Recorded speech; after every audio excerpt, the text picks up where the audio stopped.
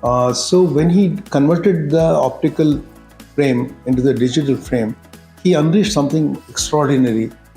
It's just not payback. It means you come back and realize who you are and where you are every time, Yeah.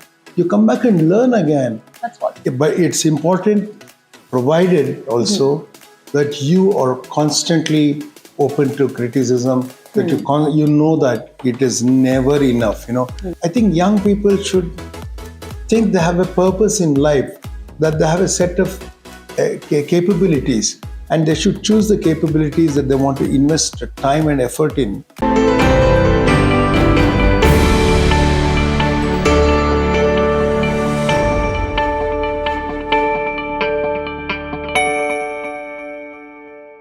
Hello and welcome. I'm Dr. Pallavi Vyas, and you are tuned in to the GIBS IRE Talks podcast, a place where we bring you real stories of resilience, performance, excellence, and purposeful impact. Our guest today is none other than the renowned, nationally acclaimed director, actor, and screenwriter, Mr. Prakash Belawadi. Mr. Prakash Belawadi brings with him unique experiences of storytelling, of purposeful impact that he wishes to bring to the society, and the impact that he has made through his various performances in multiple films like Talwar, The Kashmir Files, Madras Cafe, and many more. He has recently also been awarded with the award-winning directorial debut in the movie Stumble. We have with us Mr. Prakash, who would be sharing with us his stories of resilience and how he has been making impact through his theatre, through his movies, and through his screenwriting. So please join us in welcoming Mr. Prakash for today's podcast. So, Mr. Prakash, welcome you to the GIBS IRE Talks podcast. Thank you. And I would ask you the first question.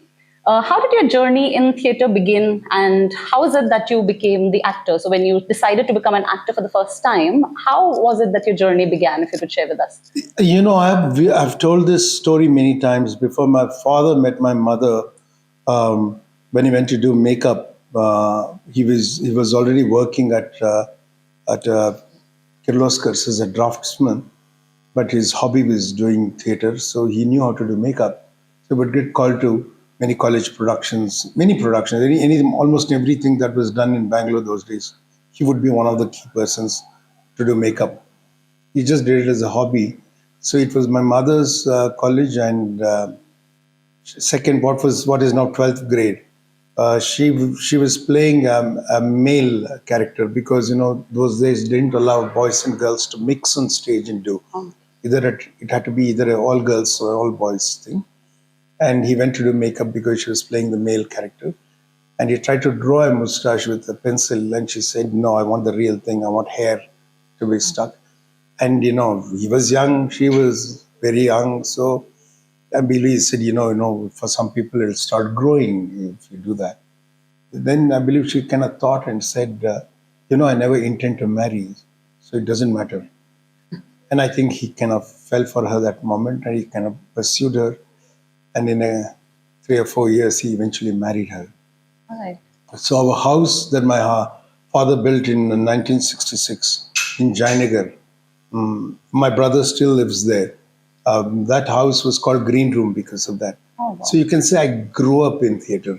I was always in theatre. There's never been a year in my life that I can remember when theatre was not there. So.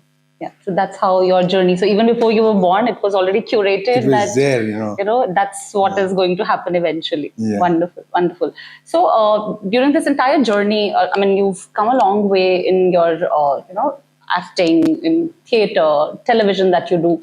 Have there been times when you might have sometimes felt like giving up, or you felt that, things are not going as per what you might have wanted? Things are never going as per what you want. Yeah. But theatre, no chance. I don't think I ever thought of giving up theatre. But many times I think about giving up acting in cinema, because there's something I've done only in the last, say, 10 or 12 years. And it is very rewarding in the sense of the money you get and the recognition sometimes you get on the street and people. But that this is not my calling. I'm a theatre person, and I don't even want to act. I just want to write and direct. That's all I want to do. and I want to teach if possible. I envy you, because you can do it all the time. Yes. I try to do as much as I can. Whenever I get an invitation to go and teach, I just go and teach. For that I never ask money. Wonderful. So if anywhere, any college calls me, usually I've gone and done. Increasingly, it's becoming difficult because of film and travel and all that. But I try to do. So if you ask me, my three great passions, it's theater, it's film, no, it's teaching, and then I want to be a community social worker. Like I want to be an activist, not in the way that you are a professional activist, but you need to stand up and speak up for issues that bother everybody, because you're just one among many. You should think this. It's not like if the city is getting warm, to get air conditioning into the room is not a solution for all, right? It's just like you're privileged and you get it. Yeah. I want to stop being that privileged person. So you can say I have a kind of lingering socialist impulse I have. And I think you carry that pretty large inside you. I hope so, because I want to own that as being me, and I've not been as good as I should have been with that thing in me. I want to do better. So when you say return to society, what you get, I feel I should return a lot more than I've done now. So I want to dedicate many hours of my life, whatever I can, to that now. Sure. I think the society also needs that. The society needs more of such people who are willing to contribute in some ways or the others. Maybe No, it could be everybody small. contributes. You earn, you pay taxes. You're a good citizen. Yes, yes. Every one of us does this, but I'm saying some of us should feel we can do more. You quoted Gandhi, in your speech. Yes. But one of the greatest things to me that Gandhi said was the idea of trusteeship. If Providence endows you with more than you need, you must believe that it's given to you in trust. So you do the best thing possible with it. Yes. That Providence has placed trust in you. Trust in you, that you will handle the excess, money or time or influence, impact that you can have. That power, that has been given to you because you will use it well. Yeah. And I think that is. It's kind of spiritual, I think. Very, very much, very much. And I think many of us wouldn't think that way, but yeah, I think it's important that people start thinking and start giving. I'm not such a great fan of Gandhi otherwise, but I think sometimes he says some extraordinary things. Yes, extraordinary things. And that's why I think those are picked up as life lessons and we talk about it or reiterate it in some ways or the other, even today, even in today's times. Yeah. See, I want to tell you this, now that you say that, we are only what we do. Okay? And a little bit about what we say. We are not what we think. It doesn't manifest in any way, right? Yeah. It must, just thinking makes no difference. You should act on that. Act on it, yes. And you should say something about it, right? Yes. If you don't do, the best thing is action. Nothing is greater than that. And that's all you are. You're nothing else. And it's the experience of the action and who you believe you are. That's your memory. If your memory is removed, who are you? Then nothing. Right? I feel we are our experience. Really, we are nothing more than that.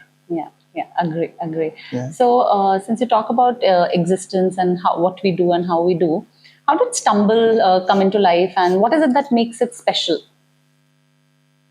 I saw 3 advertisements at that time. I think you're young, you won't know or you won't remember. I'll tell you who featured on it. There was a cricketer, Sachin Tendulkar was there, and Shah Rukh Khan was there in one of them.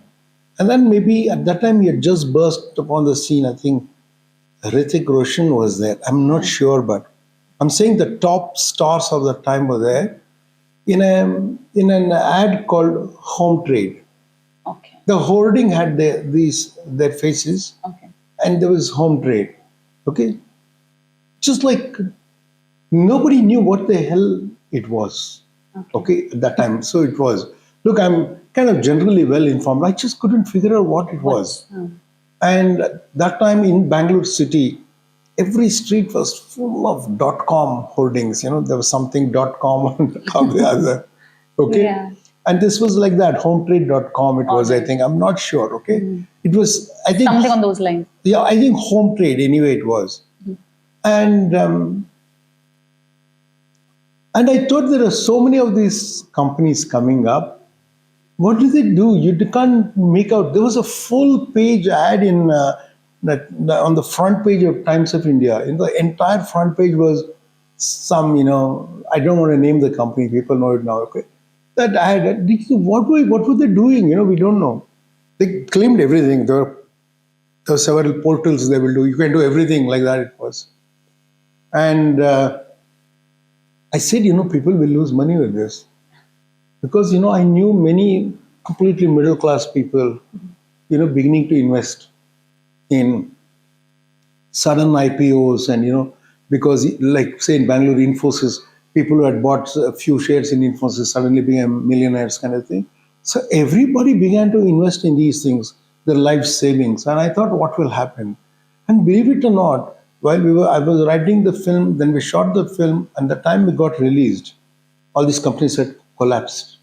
So I reacted actually to what was happening, and that's why I wrote it, and I produced and directed it. I got borrowed money from some 28 people. I've returned the money to me, some of them, not everybody, but that's why I did that film. It won an award, but I got completely went totally broke. Oh, all right. Okay. So, do you feel any form of such setbacks that you talked about, or maybe many times criticisms because you are on television, you're on theater, or you're on cinema? These criticisms or setbacks are a part and parcel of an actor's life. So, do you think they really harm the kind of motivation that actors carry with them, or their career? How does that impact them? See, to be honest with you, I cannot say they don't hurt you. Whether it's meant well, not meant well, when they criticize you, especially when it destroys your film or it destroys your work, a play or something, it really you feel really bad, with the criticism.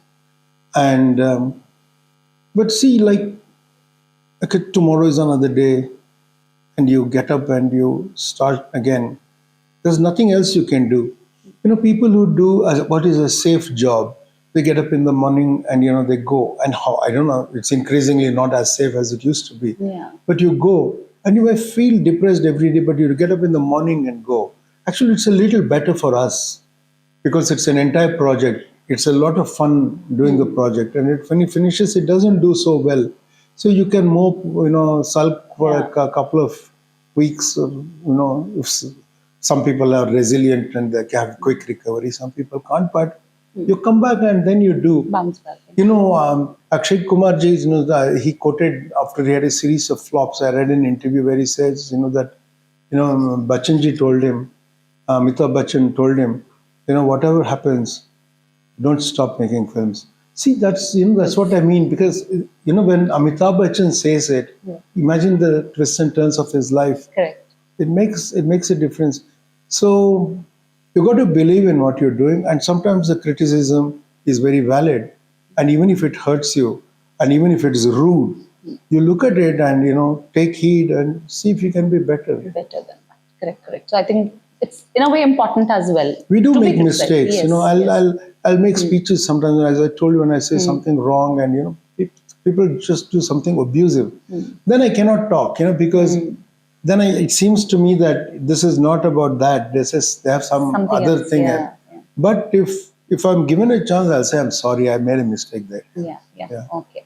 So since you are a very versatile person, you keep switching from films to TV to theater. So what is it that helps you switching? As in, what is it about you that helps you switch? And see, if you're bothered about a story, look, it's not like I have a company, I need to look for a product. It should not be. You should know what you want to do, and then only you should make a film.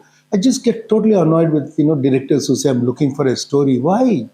Nobody's asked you to do this.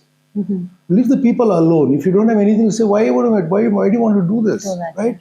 But so the thing is, you should have something to say, to share, and you do it. And then you're conflicted with, I wanted to say something, but I don't know whether people will receive it. How do I present it to them so that they will actually see it and like it? Then you have to find that optimal balance between pleasing the crowd and really being honest to what you want to say. And you find that optimal balance. That's all very exciting. And you should, it's that positive tension, that conflict you should live with. And then it is okay to get hurt, but rise again, and and try again.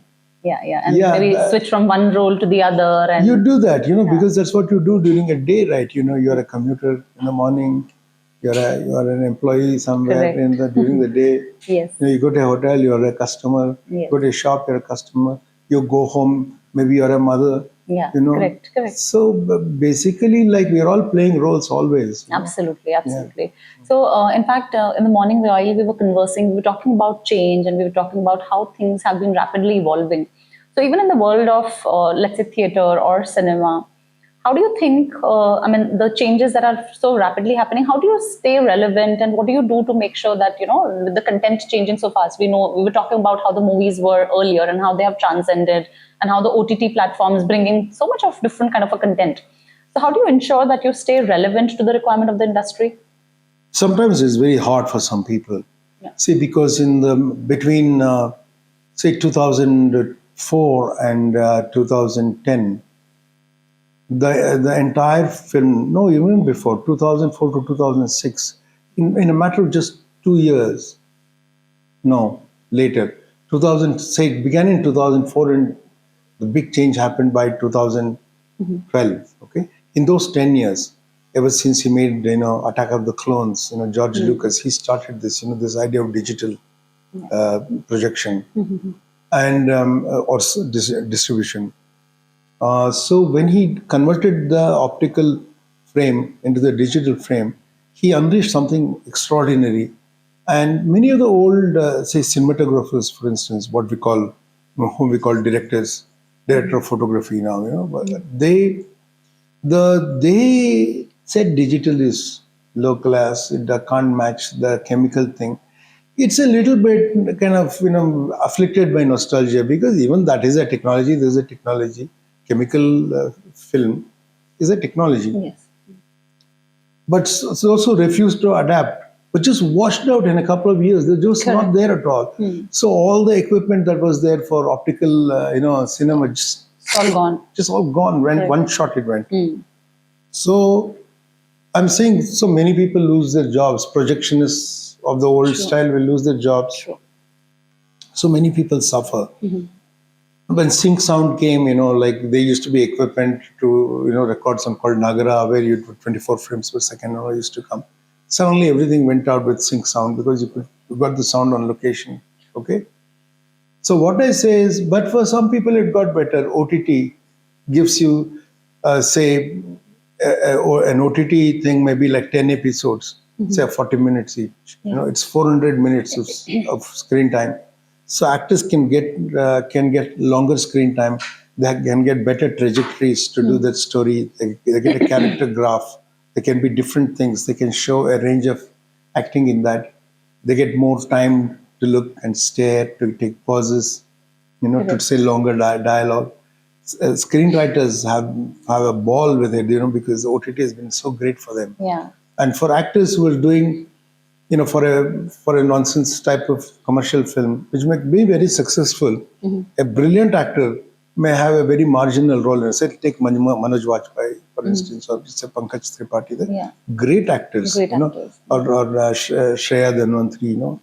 These people, they could have never got maybe those roles that kind of in cinema, that exposure in cinema. But OTT has been great for them, and it's been great for viewers. Absolutely. It's all around great for the industry that such actors are there, and OTT has welcomed them and received them, and they have been so received so well by the audience of subscribers.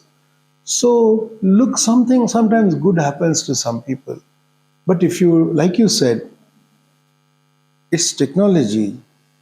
It's still storytelling. That never doesn't change.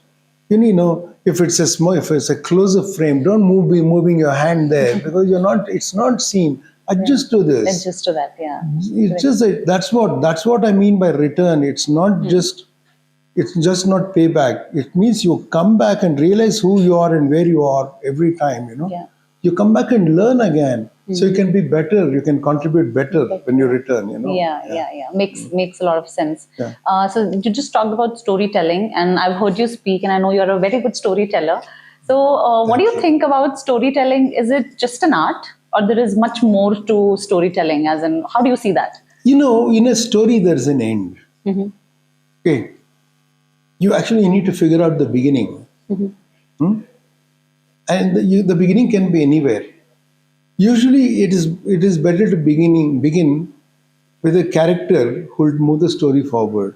Okay, it can be the protagonist or the antagonist. In a let's say in a Die Hard kind of film, the guy who's kidnapped or held people to ransom, all the moves come from him. The hero actually can only respond to those moves. Okay, it takes a lot in the plot. There's a plot point where the hero begins to take initiative. Till then, it's driven by somebody. So it's better to begin with a. See, I feel like telling a film class now. See, it's just 5 things. Okay, there's a state, a situation, a way of being. Okay, that state can be good or bad. There's a slave master and there are slaves in a galley ship. Let's say, okay, in the galley of a ship. Okay, and that's a state. And then let's say the state changes because something happens. A new person enters, a rebel enters, or the chain breaks to one of the slaves, and he decides to kill or makes an attempt to kill. And there'll be a trigger event that changes the Context. state. When it changes the state, the characters emerge. Some people will run away. Some people will cower and become catatonic. Some people will cry. Some people will help others, and some people will decide to put out the fire. Let's say it was a fire in the building. Some people look at how to put out the fire. Okay, so all the characters emerge in that, and the characters actually the obstacle should be very big. If the obstacle is very small, it's not a good story. And that's why you need the underdog, to do the fight. Somebody who can't win, you think, will actually, that's a heroic thing. If I'm very big and the obstacle is very small, I'll just crush it. But if it's the other way, then it's an interesting story. Bigger thing, So the struggle of the underdog protagonist, man or woman or child, okay, or animal in the case of cartoons and so on. So that underdog, that struggle, you never reach the moment it begins to undertake the struggle against all odds, against all advice. That's your plot point. That's when the story begins to move. But there are setbacks. If it's achieved easily, it doesn't work. So there are setbacks, and there are setbacks. Yeah. The setbacks, and there is epiphany. You suddenly realize, you get a clue from somewhere. You suddenly realize I'm on the wrong path, and then you realize I can solve it now. But then time is running out. Then time is always running out in life, and in movies also. In any story, time is running out. Okay, when time is running out, you run. That's the chase you get in films.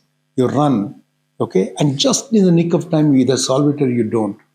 Okay, that finishes the film, and now the protagonist acquires a new purpose. Usually in a commercial film, he gets the girl. That's it. But that's how it is. He acquires a new girl, he walks into the sunset. This is how film stories are done, not stories in time. And novel storytelling is not like that. The idea of a novel is not actually original to India, I feel. It's a borrowed concept. Okay. In India, even the epics or stories of time, you need to finish something quickly, otherwise you'll run out. Yeah, correct. That is why you take extreme steps. A hero kills Rama. Wali is killed by Rama from the back. A great hero, he does that. Or Krishna instructs Arjun to kill Karna when he's when he's not armed. Otherwise, you can't end the war. He's too powerful. So whether it is right or wrong is a different thing. You're running out of time. And that's the great idea of storytelling, because people relate to it, because stories tell something that needs to be done by somebody because there's a situation that warrants it. And a child or a 90-year-old man, I think, will be interested if you say, there was this king, who was suddenly, dethroned by a villain. Yeah. And he decides he'll get back his kingdom. Let us say, you say, people sit and watch. I've seen, if you tell a child, there was a summer which began to cry when it rained. Wouldn't really. And children just sit up and What are you talking? they think, how can this story end? Yeah. So I think there is something to story and storytelling that makes, in a strange way, people go back to a primordial search of what is our purpose on this earth. Because we are cognitive creatures, not cognitive like animals, like we know that we know. Yeah. We are conscious that we are conscious. Yes. And we have a special ability and therefore a special responsibility. And I think storytelling, like all art, I think that's right. Like all art, storytelling begins with a what if. What if this happened? What if, King Lear called his 3 daughters and said, what do you want from my property? It's a what if. What you cannot do in real life. You can't bring about a what if in real life. You have to struggle all your life to achieve it. What if I became a professor? But you have to struggle a lot to become the professor, right? But in a story, in art, you can do what if and speculate, and actually guided morally, guided emotionally, guided by the circumstances of the society you live in, you can guide it to some kind of an ending, conclusion, which is not just informative and entertaining, it can also be philosophically enlightening. Okay, I think that is what it is. Stories give you this thing of what if, which real life does not give. Does not give you. So you've explained about storytelling so artfully that it itself speaks about, yes, storytelling is art. And I don't think everybody has that kind of a skill, that kind of a flair that you carry, because the way you defined it, I think I had multiple stories running in my mind while you were describing each one of them. So I think definitely it's an art which not everybody has. Thanks. That's why you like movies, because even if you've not done the story, when you go and watch a movie, you can identify with some character. Correct. So you because of the experience you've had when you have shed tears or you've been blissfully happy sometimes, you recall that, but this time not as experience, but as an aesthetic. You recall it. And it makes you a better person because you understand yourself better. Because, that story informs your story to you. So that's why art is so interesting. Yes. Done, definitely. So we all know, the viewers know, and we know that you're very successful and you're very popular, an artist. So when was the time when you first time felt that, I am successful and I have achieved what, I thought that I want to do? So when was it first time, let's say, when, if I would say success hit you and you felt that, yes, I have done something which I wanted to? See, I don't think you ever feel you've done it. I don't know, I've never experienced that sense of, man, I've done it. Okay. But you get nudges forward, The first time, I got a review that praised me in a paper. The first time my byline came when I was a journalist. So first time you get some kind of an award. The first time you get a headline, display. When you're on the 5th slide in the credits, on the right side in 5 names, you're the 4th. From that you move to say the 2nd slide, and you're one of 2 names. And sometimes you move to the 1st slide and yours is the only name. Wow. So you just get nudged forward a little bit. It encourages you. But frankly, internally, sometimes you feel, I've done well. Okay? I'm not denying that. You feel you've done well. But it's not the same thing as that you're satisfied with it, fully. You've done well, but is it enough? I think almost never. Yeah. But if you can begin to rely more and more on self validation rather than outside validation, you become freer and freer. Yeah, Yeah, that yeah. is. You yourself get that sense of feeling that I am doing fine and I think it's Yeah, good. I'm but doing what I reality is want to very do. hard. It's the acceptance by others that gets you roles in the movies, Yes, and that agree. gets you the money. Agree. But you must strongly hold that internal validation. I think I would agree with that a lot because unless and until you have that internal validation, I think it never feels enough. Because anytime, see, for all of us, for actors, for us as professors, for anybody, you have a time in your career wherein you rise and then you just become stagnant, or probably you've done what you had to do.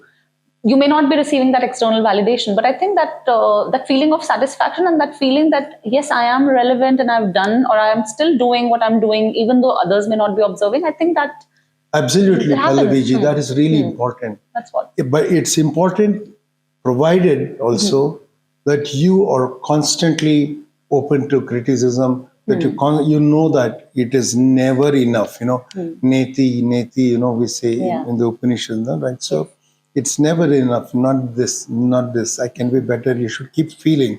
I've done well is good, but I've done the best I can. Will never happen. I'm saying you should keep striving to be better. To become better. So, Mr. Prakash, I would ask you my last question, though I could continue to talk to you for Thank hours you. and probably off camera we could continue doing that. But I'll just ask my last question for today's podcast, which is about the lesson that you would, or let's say one piece of advice that you would have for the younger generation, or maybe for the aspiring actors as well, because I know you speak a lot on various fronts and you're so well read and so well informed. So, something for the general audience and also for aspiring actors, one advice that you would want to give them? See, generally, for students, I'll say, it's too late to catch people sometimes, but you can, when you catch them young, it may be different. So I'm saying for students, for young people, I'll say, you must ask yourself, what is the purpose of your life? You're here, and there are many things you can do. You can't do everything, but there are many things you can do. So for the first question is question of ability. What can I do? What all can I do? You think about that. And then what is it that I want to do? There are many things that you can do, but you don't want to do the job. I can cook, but I don't want to be a cook. Right? So what is it that you want to do? You see? Okay, that is the second thing. It is kamartha. What do you want to do? Then is there a right way of doing it? A right by all. You have to live by that. Because if you break that thing, if you break the code of doing it well for everybody, eventually everyone will, if they become bad, that is what we have done to ourselves with climate change. Correct. We've just made it bad for everybody. For everybody, yeah. So you need to be good. It's necessary, scientifically and rationally, it's necessary to be a good person. So for Dharmarth, you should do it the right way. And you should not do just drudgery, grind, I have got discipline. You should believe that there'll be a tangible result. It will happen or not, but you should work towards a tangible result, which is arthartha. And let's not talk about moksha. When you've done, you should be free to do again. So that's a different matter. But this is what we should have. I think young people should think they have a purpose in life, that they have a set of capabilities, and they should choose the capabilities that they want to invest time and effort in and go for it and excel at it. They should keep trying that. Yeah. And only then they can fulfill, whatever purpose it is that their lives, manifest to them, Yeah. So that is the thing they should do. For actors, I will say, nobody's asking you to act. Okay? It's not like paddy farmers. They have to grow. Yeah. Market gardeners, around the city, they should come and give you vegetables and fruits and stuff every day.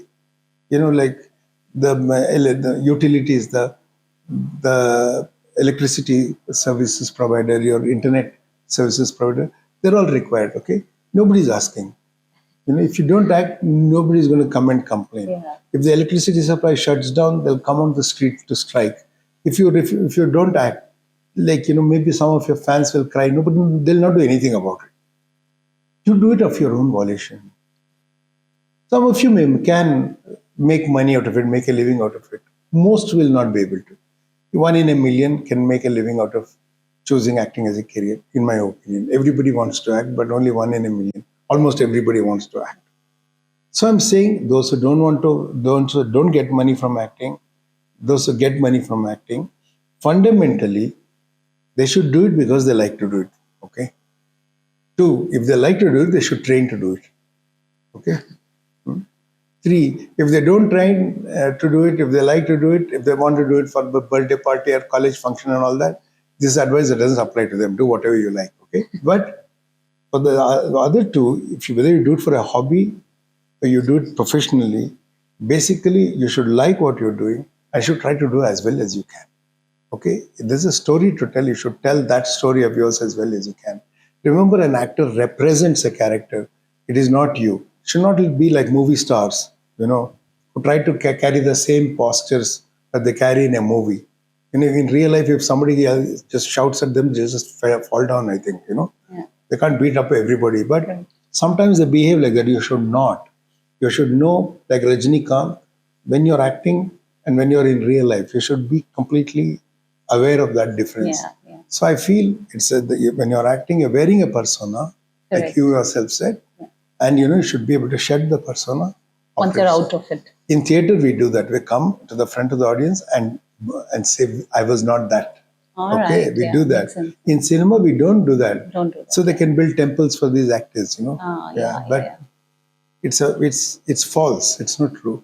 Agree. So thank you so much, Mr. Prakash. I think Thank you. the last few lines by you were very, very strong, very powerful, very, very impactful. Thank you. So thank you so much for this, strong, powerful, insightful session that we had today. You are an amazing storyteller, and I must say that you have a huge fan following. You had a lot of fans here as well. And thank you so much for being with us on the GIBS IRE Talks podcast. We're really privileged and blessed to have you here today. And I wish that we meet again very soon. Thank you. Thank you so much. And Dr. Pallavi, I want to tell you that, I wanted to skip this podcast if possible, but, you made it really enjoyable for me. Thank you. Okay. Thank you so much. My privilege, totally my privilege. Thank you so much. For more stories, follow us at GIBS IRE Talks. Follow us at GIBS Business School so that you are updated with the most recent stories that we have covered and we bring to you. I'm Professor Pallavi Vyas, and I'm signing off today from today's IRE Talks podcast, powered by GIBS Business School, a place where innovation meets inspiration.